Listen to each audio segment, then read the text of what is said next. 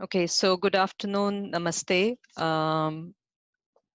Since we did a quick poll, we found that most people prefer Hindi, so we will talk more in Hindi. If you want a specific question answered in English or Punjabi, when you raise the question, please mention the language. So quick introduction, Patients Engage एक online portal है जिसपे हम chronic conditions, असंक्रामक बीमारियों के बारे में जानकारी देते आए हैं पिछले कई सालों से, खासकर मरीज और उनके घर वालों को मद्देनजर रखते हुए। हम लोगों के निजी अनुभव को महत्व देते हैं और मानते हैं कि जितना आप अपने रोग के बारे में जानेंगे, उतना ही आप अच्छी जिंदगी व्यतीत कर सकेंगे और सही फैसले ले सकेंगे। पिछले 2 महीनों में हम कोविड के कारण लोगों को डॉक्टर्स से और बाकी पेशेंट्स से उनका परिचय मतलब उनका इंटरेक्शन करवाते आए हैं इन वेबिनार्स के जरिए। और आज हम किडनी वॉरियर्स फाउंडेशन के साथ किडनी पेशेंट्स के बारे में बात कर रहे हैं। आज हमारे साथ हैं डॉक्टर राहुल कोहली, जो एसपीएस हॉस्पिटल लुधियाना में नेफ्रोलॉजिस्ट हैं, और वो डायलिसिस पेशेंट्स किस तरह से कोविड-19 पैंडेमिक के लिए तैयार रह सकते हैं, इस पे बातचीत करेंगे हम उनके साथ। जो अगर आपके सवाल हैं तो आप Q&A में लिख सकते हैं, और अगर आप फेसबुक पे देख रहे हैं इसे तो क्वेश्चंस लाइव फीड पर दे दीजिए। ये आपके निजी कंसल्टेशंस को रिप्लेस नहीं करता है, तो बहुत ज़्यादा स्पेसिफिक अगर आपका सवाल होगा तो डॉक्टर से अलग से संपर्क करिएगा आप। अगर आपको कोई भी एक्सपीरियंस शेयर करना है या कुछ अनुभव शेयर करना है तो editor@patientsengage.com पे शेयर करिए, और हमारे वेबसाइट वगैरह पे आपको और जानकारी मिलेगी। हमारे सोशल मीडिया हैंडल्स भी हैं, और ये जो रिकॉर्डिंग होती है वीडियोस की, ये हमारे यूट्यूब चैनल पे मिलेंगी आपको। तो मैं ज़्यादा टाइम नहीं लूंगी इस पे और सवालों पे आ जाऊंगी। सवाल डॉक्टर ऑलरेडी आने लगे हैं। तो मैं पहले एक आध सवाल से पहले शुरू करती हूँ कि ये जो डायलिसिस पेशेंट्स जो मतलब ट्रांसपोर्ट की प्रॉब्लम है या कुछ जगह रेड जोन है, तो क्या वो 3 की जगह 2 डायलिसिस कर सकते हैं? क्या क्या राय है आपकी? नमस्कार, good evening Aparna. Thanks for inviting me for this webinar. अच्छा क्वेश्चन है आपका। कई पेशेंट्स भी हमसे यही सवाल डायरेक्टली पूछते हैं कि डॉक्टर साहब क्या हम डायलिसिस की फ्रीक्वेंसी अपनी कम कर दें? हम हफ्ते में 2 या 3 बार आते थे, क्या एक बार आने से काम चलेगा? पर एडवाइस ये कभी नहीं दी जाएगी कि अपनी डायलिसिस की फ्रीक्वेंसी कम करें, बिकॉज डायलिसिस ही आपको आगे के लिए ठीक रखेगी। राइट। डायलिसिस अगर आप कम करते हैं, आपकी बॉडी की इम्यूनिटी लेवल्स धीरे धीरे कम हो जाएंगे, आपको इंजेक्शन टाइम पर नहीं लगेंगे, आपका हीमोग्लोबिन ड्रॉप कर सकता है। तो इसमें आप ज्यादा इन्फेक्शन के लिए प्रोन हो जाते हैं, आपको इन्फेक्शन पकड़ने का चांस ज्यादा रहता है। अगर आप डायलिसिस एडिक्वेट करते हैं, आपकी बॉडी फिट रहती है, इम्यून स्टेटस ठीक रहता है, आप अच्छी डाइट खा पाते हैं बिकॉज आपकी रोज की रोज सफाई हो रही है, तो आप ज्यादा, आपका इम्यून स्टेटस स्ट्रांग रह के आप इन्फेक्शन से लड़ने की आपकी ताकत रह सकती है। सो डायलिसिस फ्रीक्वेंसी ना कम करना ही एडवाइजेबल है। कम करने में पेशेंट का नुकसान है, फायदा बिल्कुल नहीं। जी, थैंक यू। और जब वो डायलिसिस पे जाए पेशेंट्स, तो क्या प्रिकॉशंस रखें?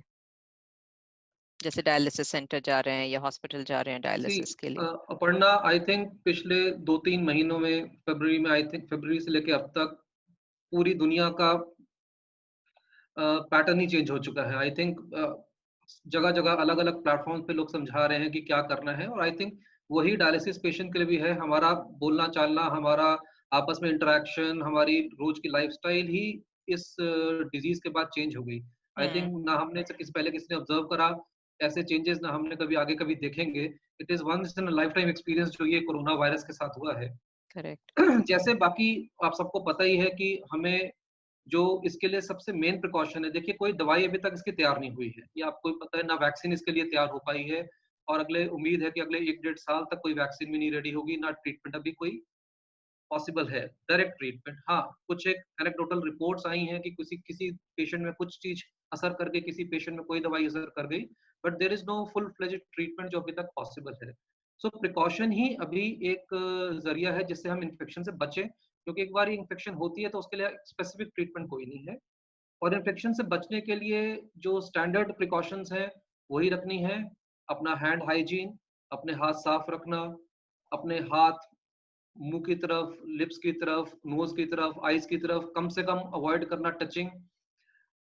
दूसरों से फिजिकल डिस्टेंस मेंटेन रखना। मैं सोशल डिस्टेंसिंग, मुझे टर्म बड़ी अच्छी नहीं लगी, इसलिए मैं फिजिकल डिस्टेंसिंग बोलता हूँ, बिकॉज आप सोशल तो रहेंगे, कम से कम फिजिकली डिस्टेंस आप दूसरे से रहें।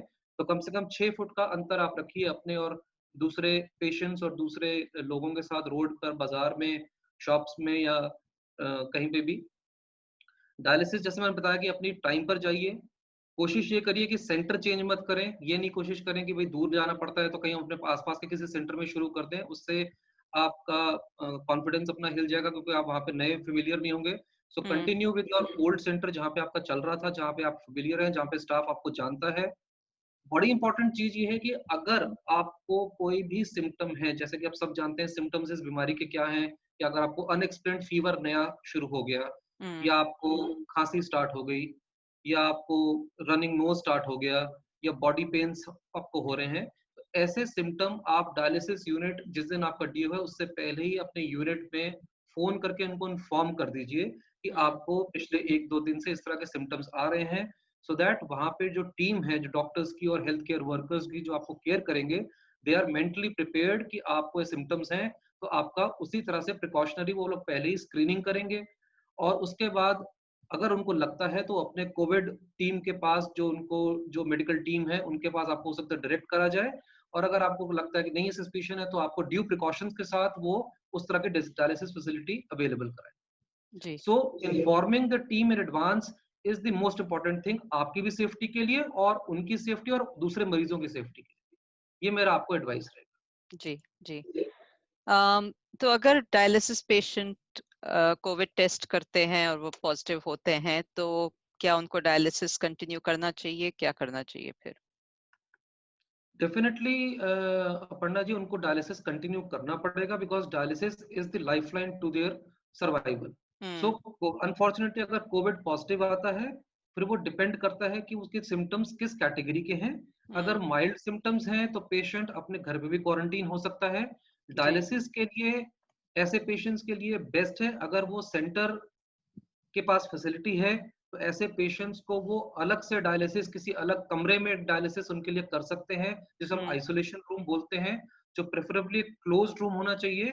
और जो स्टाफ उनको हैंडल करेगा, जो डॉक्टर्स और जो हेल्थ केयर वर्कर्स जो उनको हैंडल करेंगे, वो प्रॉपरली इक्विप्ड होंगे पीपीई से, जिसको हम पर्सनल प्रोटेक्शन इक्विपमेंट बोलते हैं, with all the paraphernalia like gloves and goggles and mask and shoe covers and ओवरऑल्स। और इनफैक्ट जो बाकी पर्सनल जो डायलिसिस में इन्वॉल्व है, वो भी उनको उसी प्रिकॉशन के साथ हैंडल करेंगे। अगर अलग से रूम अवेलेबल नहीं है उस डायलिसिस यूनिट में, तो ऐसे पेशेंट्स के लिए सेकंड चॉइस रहेगा कि ऐसे पेशेंट्स को हम रूटीन डायलिसिस के बाद, सपोज करिए लास्ट शिफ्ट हमारी शाम को 6-7 बजे खत्म होती है, उस शिफ्ट के बाद अलग से उनको डायलिसिस के लिए बुला लें, जिससे कि कम से कम लोग एक्सपोजर में रहें, कम से कम हेल्थ स्टाफ और बाकी पेशेंट्स उनसे एक्सपोज ना हो। अगर वो पॉसिबिलिटी भी नहीं है कि आपके पास अलग शिफ्ट है, तो ऐसे पेशेंट्स को प्रेफरेबली आपके डायलिसिस यूनिट के एंड में और दूसरे पेशेंट से एटलीस्ट 2 मीटर या 6 फुट के डिस्टेंस पे रख के डायलिसिस करें। और अगेन, ऐसे पेशेंट्स की डायलिसिस जो पॉजिटिव हैं, उनको पूरी precaution with all PP kit उनको हैंडल करना चाहिए। जी। जी। एक स्पेसिफिक सवाल आया है कि मेरा वेट 72 केजी से 59 केजीज हो गया है, तो how to increase actual weight during dialysis? See, dialysis में 2 तरह के वेट्स होते हैं। एक वेट जो आपका, क्योंकि ज्यादातर पेशेंट्स डायलिसिस पे उनका यूरिन आउटपुट बिल्कुल नहीं होता, वो बिल्कुल भी यूरिन नहीं बनाते। तो जो 2 डायलिसिस के बीच का पीरियड होता है, उस दौरान जो वो लिक्विड इनटेक अपना करते हैं, that adds to the weight. इसको हम बोलते हैं intra dialytic weight gain. So अगली डायलिसिस में हम ये कैलकुलेट करते हैं कि कितना वेट गेन हुआ, उस हिसाब से उस डायलिसिस में उसका पानी निकाला जाता है। कई बारी पेशेंट जो हमारे पास शुरू में डायलिसिस में आते हैं तो वो अपने नॉर्मल वेट से दे आर हाईली ओवरवेट, क्योंकि उनकी बॉडी में काफी फ्लूइड रिटेन्ड है, और एक बार में हम सारा फ्लूइड नहीं निकाल सकते, तो धीरे धीरे करके over a period of time वो उनको हम बेसलाइन वेट पे लाते हैं। दूसरा जो वेट होता है वो होता है ड्राई वेट। ड्राई वेट एक वो वेट है जिसके नीचे पेशेंट को अगर हम करते हैं तो पेशेंट को ब्लड प्रेशर फॉल करने का चांस होता है, कि अब उसकी बॉडी में कोई एक्स्ट्रा पानी नहीं है, जो बॉडी का वेट है वो लीन वेट है, उससे नीचे करने की कोशिश ना करें। वेट लॉस का दूसरा मेन कारण डायलिसिस पेशेंट में है उनकी इनएडिक्वेट डाइट। वो डाइट प्रॉपर नहीं खाते या उनको सलाह नहीं मिल पाती कि डाइट में खाना क्या है। तो अगर आपका ड्राई वेट कम हो रहा है, इसका मतलब आपकी body muscle mass fat loose कर रही है, वो चीज ठीक नहीं है, वो चीज खतरनाक है। बट अगर आपका वेट केवल लॉस हुआ है बिकॉज आपकी बॉडी में एक्स्ट्रा 10-12 किलो पानी था, तो फिर आप अपने ड्राई वेट पर अगर आ रहे हैं तो वो ठीक है। सो ये आपके नेफ्रोलॉजिस्ट से आपको कंसल्ट करना पड़ेगा whether your weight is dry weight, और ये केवल आपका, अगर वो ड्राई वेट कम है तो इसका मतलब आपकी डाइट एडिक्वेट नहीं है, तो उसके लिए आपको अपने न्यूट्रिशनिस्ट और अपने नेफ्रोलॉजिस्ट की सलाह से अपनी डाइट को इम्प्रूव करना पड़ेगा। जी, ओके। एक सवाल आया है कि विलेजेस में कभी कभी ड्रग की अवेलेबिलिटी की प्रॉब्लम होती है, तो वो इमरजेंसी में क्या कर सकते हैं? Can they buy generics till the time वो प्रिस्क्रिप्शन ड्रग इज अवेलेबल? बिल्कुल, generics I think are a good choice. अगर उनको अपनी पर्टिकुलर ब्रांड नहीं अवेलेबल है फॉर सम रीजन, तो वो लोग ऑनलाइन भी, आजकल डिलीवरी स्टार्ट हो गई है इंडिया में भी, सो दे कैन ऑर्डर ऑनलाइन और वहां से अपनी दवाइयां ले सकते हैं, बट दवाई मिस नहीं करनी है। और वैसे भी I think medical shops were are not part of the shops which are close down. Medical shops हमेशा से खुली रही हैं। हाँ, कोई पर्टिकुलर ब्रांड हो सकता है पीछे से सप्लाई चेन में प्रॉब्लम हो, नहीं आ रहा हो, पर उसका ऑल्टरनेटिव ब्रांड अगर अवेलेबल है तो उस पर कंटिन्यू करना चाहिए। जी। एंड अगर आपको डॉक्टर से सलाह करनी है तो टेलीमेडिसिन यूज करने के लिए एडवाइस दे रहे हैं कि डॉक्टर को क्लिनिक में मिलने के लिए बता रहे हैं, ओपीडी खुली है क्या, उस पे क्या? देखिए, जब स्टार्ट हुआ था इंडिया में लॉकडाउन, बहुत इंटेंस लॉकडाउन था। ट्रांसपोर्ट फैसिलिटीज बिल्कुल बंद थी, लोगों को public transport, inter district transport बिल्कुल अलाउड नहीं था। तब हम लोग भी प्रेफर कर रहे थे कि जो लोग दूर से हैं वो टेलीमेडिसिन कंसल्ट कर लें, बट काफी हमारी rural population unfortunately is not very at at doing telemedicine consult, correct. खासकर एल्डरली पेशेंट्स। मैं पंजाब में रहता हूँ, पंजाब में ट्रेंड ये है कि most of the old people are living alone at their homes rural area में। उनके बच्चे यूजुअली अब्रॉड सेटल्ड हैं इन कनाडा, यूके एटसेट्रा। वो बच्चे तो जाते हैं, बट ये जो रूरल पॉपुलेशन है which is not very educated, इनके लिए ऑनलाइन कंसल्ट्स थोड़े डिफिकल्ट थे। सो बट फिर भी उन्होंने, मैंने काफी देखा कि लोगों ने बड़ी मेहनत से अपना काम करके, अपना किसी की हेल्प से, अपने किसी नेबर्स की हेल्प से ऑनलाइन कंसल्ट किया। बट अब जबकि थोड़ा सा ट्रांसपोर्ट खुल गया है, सो ऑब्वियसली एक face to face interaction with a patient is much much better than an online consult, because एक पेशेंट से रैपो, पेशेंट को एग्जामिन करने से ज्यादा पता चलता है बजाय कि ऑनलाइन कंसल्ट की। So I would any time prefer a face to face consultation. But अगर हाँ, आप जैसे अभी भी कुछ पेशेंट्स हैं जो हमारे दूसरी स्टेट से हैं, जो कि अनफॉर्चुनेटली नहीं आ सकते, उनके लिए मैं ऑनलाइन कंसल्टेशन फैसिलिटी अवेलेबल रखता जी, जी। Many EPO are available in the market. Which EPO is better, with safety device or without safety device? हूँ। सेफ्टी डिवाइस बेटर इसलिए होता है बिकॉज जो उसको लगा रहा है, चाहे वो हेल्थ केयर वर्कर लगा रहा है या आप अपने आप को लगा रहे हैं, तो उसमें आपको नीडल से इंजरी के चांसेस नहीं रहते। इसके अलावा उसमें और कोई डिफरेंस नहीं इन टर्म्स ऑफ इस एफिकेसी या पोटेंसी में, विदाउट दिस थिंग या उसके बिना। अदरवाइज दवाई के इफेक्ट में कोई फर्क नहीं होता, बट हाँ, आपकी इंजरी के चांसेस कम हो जाते हैं विद सेफ्टी डिवाइस। अगर बिना सेफ्टी डिवाइस के हैं तो कभी एक्सीडेंटली आप उस नीडल से अपने आप को इंजरी कर सकते हैं, या जो आपको लगा रहा है इंजेक्शन वो अपने आप को इंजर कर सकते हैं। इसके Right, अलावा और कोई फर्क नहीं। right, right. एक सवाल आया है, I heard about fist assist device. Will this help in any way in developing vein sizes?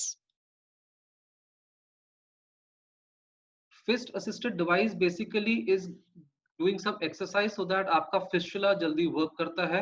हम सिंपल एक्सरसाइज पहले भी बताते थे लोगों को, एक सॉफ्ट बॉल लेके you can just keep on pressing it day by day, basically जो नया फिस्टुला बनता है उसको हेल्प करता है और आपके flow of the blood through your fistula gets better and इसके लिए हेल्प है, इसके अलावा और कोई इसका हेल्प। ओके, एक सवाल आया है कि what precaution should a pre dialysis पर पेशेंट टेक?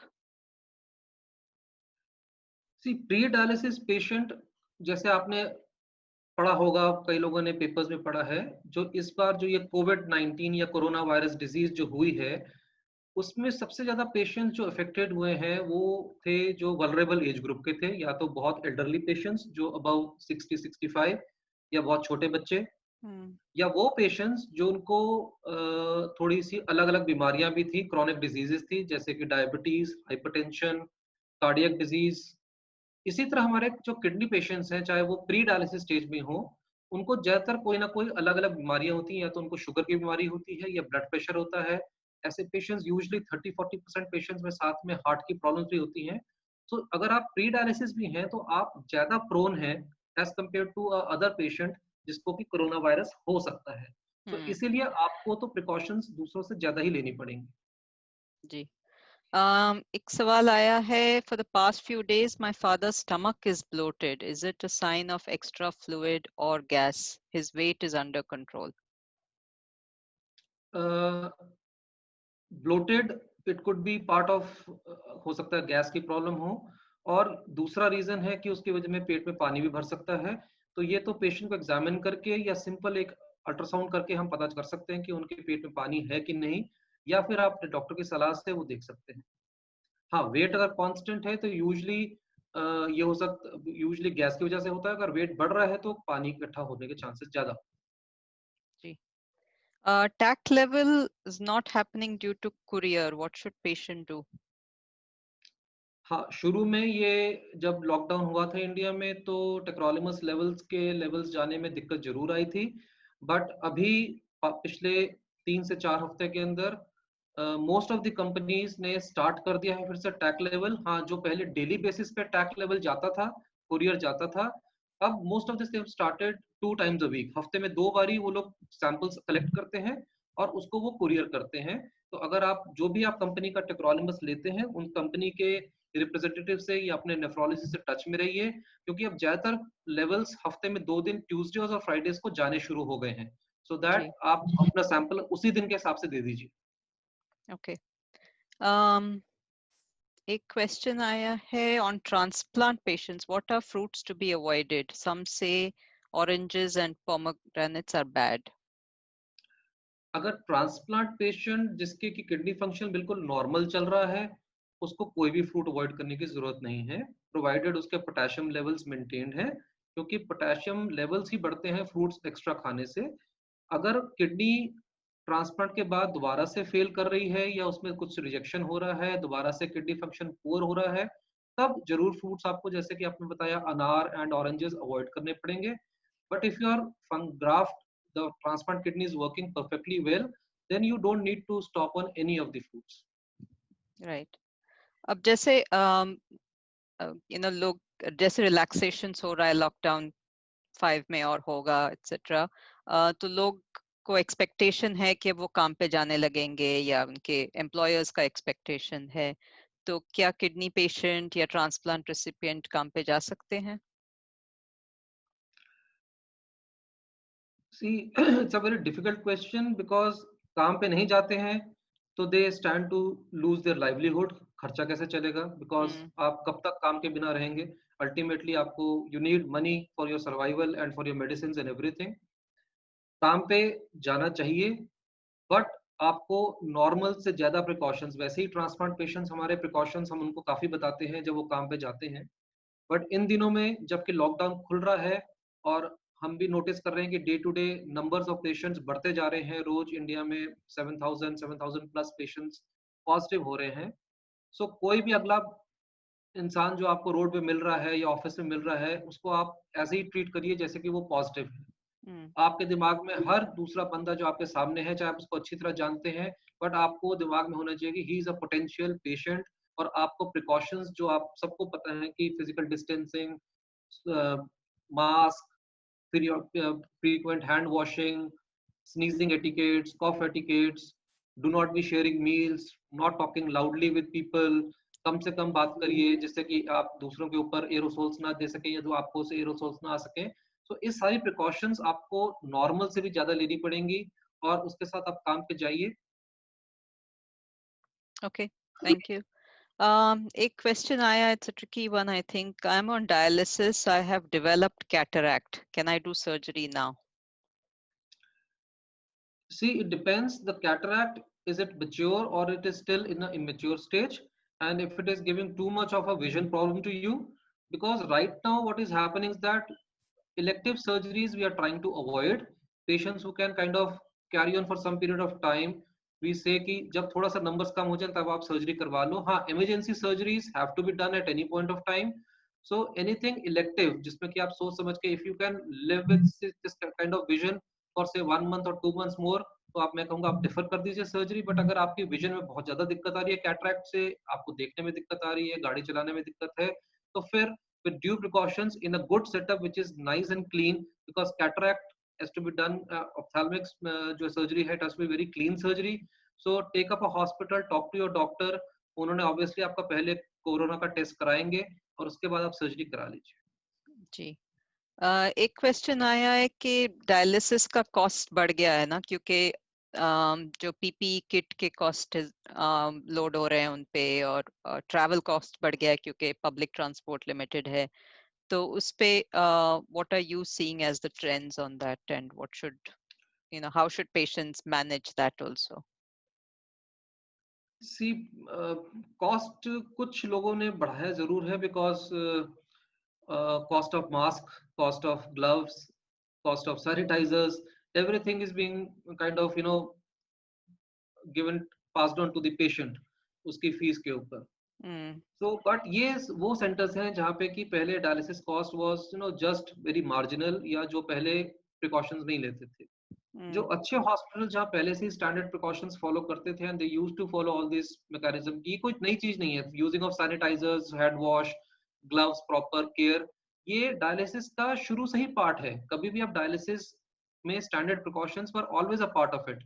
हाँ, कई सेंटर्स पे ये कट शॉर्ट करके पेशेंट की कॉस्ट कम करी जाती थी, बट अब उनको यूज करना पड़ रहा है बिकॉज अब पेशेंट अवेयर हो गए हैं। पहले पेशेंट्स अवेयर नहीं थे कि हैंड वॉशिंग होनी चाहिए, सैनिटाइजर्स रखे होने चाहिए, स्टाफ को मास्क पहना होना चाहिए, हमें मास्क पहना होना चाहिए, ग्लव्स पहने होने चाहिए, दूसरे को टच करने से पहले हमारे ग्लव्स उतार के हाथ धो के फिर हमें टच करें। अब जैसे जैसे अवेयरनेस बढ़ी है तो पेशेंट्स डिमांड करने लगे हैं कि भाई वो स्टाफ ने उसको छुआ उसके बाद मेरे पास कैसे डायरेक्टली आ गया। सो अब उन्होंने वो कॉस्ट बढ़ाना शुरू करा है, जो लेकिन जो अच्छे सेंटर्स हैं आई थिंक वो कॉस्ट ऑलमोस्ट सेम ही रखा है और वो नहीं है। हाँ, cost saving in terms of transport, yes, public transport is cheaper, private transport is expensive, तो उसकी वजह से बढ़ गया है। बट आई डोंट थिंक उसके लिए मैं अब कुछ हेल्प कर पाऊंगा उसके अंदर। Is there any petition or any kind of appeals being made to the government, how they can support under, say, Ayushman Bharat or whatever, how some of that can be reimbursed? I'll be very clear, I have no idea whether any such petition has been filed, but हाँ, शुरू में यह हुआ था कि जब शुरू में लॉकडाउन हुआ था तो पेशेंट्स को भी नहीं आने दे रहे थे हॉस्पिटल डायलिसिस के लिए, रूटीन डायलिसिस के लिए। The police was stopping them. So then we petitioned, we gave, हम हमारे यूनिट में हम लोगों ने उनको एक सर्टिफिकेट इशू करना शुरू करा कि भाई पेशेंट्स की लाइफलाइन है, डायलिसिस जरूरी है। उसके बाद फिर उनको रेगुलर आने दिया। सो गवर्नमेंट है, उसके बाद गवर्नमेंट की तरफ से भी डायरेक्टिव आ गया था कि डायलिसिस पेशेंट्स और पेशेंट्स जिनको कैंसर पेशेंट जिनको अपनी कीमोथेरेपी वगैरह लगवानी है उनको कोई नहीं रोकेगा, ये उनके लिए लाइफ सेविंग है। So coming back to that question, how to reduce gum hypertrophy? I didn't get the question. What was the question? How to reduce gum hypertrophy? In a transplant patient? Doesn't say in the question. Okay, we'll wait for a clarification on that. Okay, go ahead. Must be a transplant patient. Okay. It must be a transplant patient because usually these patients develop gum hypertrophy because of the medicines which they are taking, the immunosuppressants. Right. So one particular group of immunosuppressants, either the cyclosporin or tacrolimus, actually causes gum hypertrophy. Okay. On a prolonged, if you're taking it for say 5, 6 or more years, sometimes gum hypertrophy develops. Right. So not much can be done. Some medicines like azithromycin help in reducing the gum hypertrophy. Right. But if it goes beyond a certain extent and it is not being taken care by the medicines, then you will have to consult a dental surgeon who can do some kind of a nipping surgery and remove the extra gum tissue around your teeth. Okay. Okay. And there's one It's a side question. effect of a medicine. Yes. Sorry. Yeah.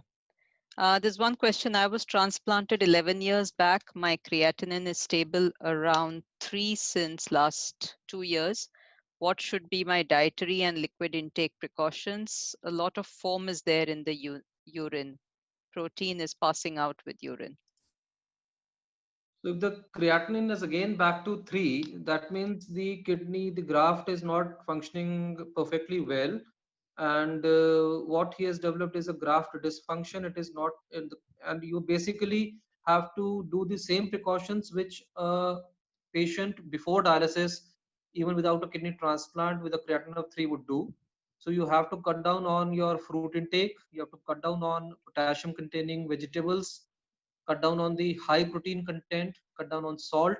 So all those precautions which a pre-dialysis patient is taking in terms of diet, you have to take if your creatinine is 3 after a transplant. Okay. Thank you. There's one more question. What are the other than kidney tests that should be done annually by post-transplant patients?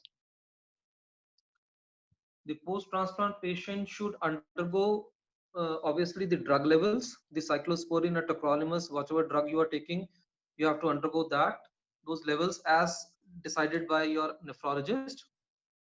And in addition to that, you have to do frequent at least twice a year your lipid profile, that is cholesterol and triglycerides. Then you need to check your vitamin D levels. Then at least once in 2 years get a renal scan done, an ultrasound done, so that any obstruction you're not developing, any other complication you're not developing. So these are the tests which you can do apart from the basic kidney test and the urine test which are doing routinely. Okay. I think we've done with the questions. Thank you, doctor. I'm glad you were able to come back, uh, you know, even though we lost your video. And thank you to all the attendees for joining. So on behalf of Kidney Warriors Foundation, I'd also like to thank Biocon for making this possible. I think there may be, okay, sorry, one more question. Actually, two more questions. I don't know. One is Arnav, not you even. have disabled my video. I can come back on the video also. I think you have Okay. disabled my video. I'm unable to join on a video. I've asked you to start video now. Yeah. Okay, good, great, thanks. So my sugar drops during dialysis, how to maintain it is one more question. So if your sugar drops during dialysis, obviously you need to ensure that you're not taking any sugar medicines or insulin before going to dialysis. If you are in the habit of taking any medicine for your sugar control or insulin for your sugar control, stop doing that. Number two, take some light food in between dialysis so that your sugar levels are maintained. And if you're not able to do that, ask your healthcare team which is taking care of your dialysis that they can put in extra sugar solutions in the dialysate, the solution which is there underlying in the can in Hmm. under the dialysis machine. So they can put in extra sugar solution there so that your sugar levels maintained during dialysis. So three things you can do: stop taking any sugar medicines, have anything something to eat at a frequent interval during your dialysis sessions, or put in extra sugar solutions, dextrose solutions in the can in the dialysis machine itself. There's also one question which says during dialysis, there's a gain of weight. Yeah, that is what I was discussing previously. This is Okay, known as intradialytic weight gain. So right, you tend to retain the fluid in between dialysis sessions. So okay, that is what is known as you gain the weight and you take it out during the next dialysis session, which is known as ultrafiltration. okay, okay. Uh, I think there's one more question from the same transplant patient. How to control gum problem causing due to immunosuppressive medicines or other side effects? I think it's the same Same question. It's question, because of the right? medicines you have having. So Yeah, so medicines like azithromycin are helpful. You can consult your nephrologist or your transplant physician for that. Or if it is a very severe hypertrophy of the gums, then you need to consult your dental surgeon who can take care of that. Right, right. Do you normally advise patients to go for regular, dental checkups as well? I mean, most people should be doing irrespective of whether they're kidney patients or not, but um, is there specific guidance on dental rehab? No, especially in India, we don't have a regular dental hygiene or a dental workup for all our patients. So Hmm. it's often when they are facing any dental issues, pain or anything, they consult a dental specialist. But otherwise, they're not recommended as a routine measure in India. Right. Okay. And of late, because of the COVID, most of the dental surgeons are actually not preferring doing any dental procedures. True. So True. Yes. That's true. That's dental procedures are currently being stopped of unless it's like a, emergency root canal or something like that. so routine Uh, work they're not doing. Correct, correct. So there's this patient who had said that he is now 63 years old and a transplant patient for, I think, 20 plus years or 40 years. And what care should I take in old age? See, if you're 20 years post-renal transplant, that's an excellent. I mean, I really congratulate you for your lovely graft. I don't know Sorry, who gave you the 43 graft. years of transplant. His age is 68. That's Sorry. that's lovely. That's lovely. And I mean, it's a real experience that 43 years post-renal transplant. I mean, it's lovely. So for your old age, I think if we are discussing about corona, I think obviously you are immunosuppressed. You are in the age group where you are more vulnerable to a coronavirus infection. So preferably do not go out of your house. If you're going house only for emergencies, even inside the house, take all the precautions as probably everybody knows, social distancing and mask and sanitizing and frequent hand washing. Otherwise, take your medicines regularly, get regular tests done, and in case of any issues, consult your doctor as soon as possible. But I really congratulate that you're living with a functioning graft even after 40 years. Right. Great. Thank you. Yes. So that's a good uh, experience to share as well, Sharmaji. Okay, so I think we will wind up now. Thank you, Doctor, for spending your Saturday afternoon, evening answering patient questions. They've been really useful, and I think for all of those who are watching, if you haven't yet responded to the poll on the session usefulness, please do respond. So yes, thank you very much. And once again, on behalf of Kidney Warriors Foundation and Patients Engaged, I'd like to thank both Biocon as well as Dr. Kohli for making this possible and for answering all the patient questions. Thank you. Thank you, Aparna.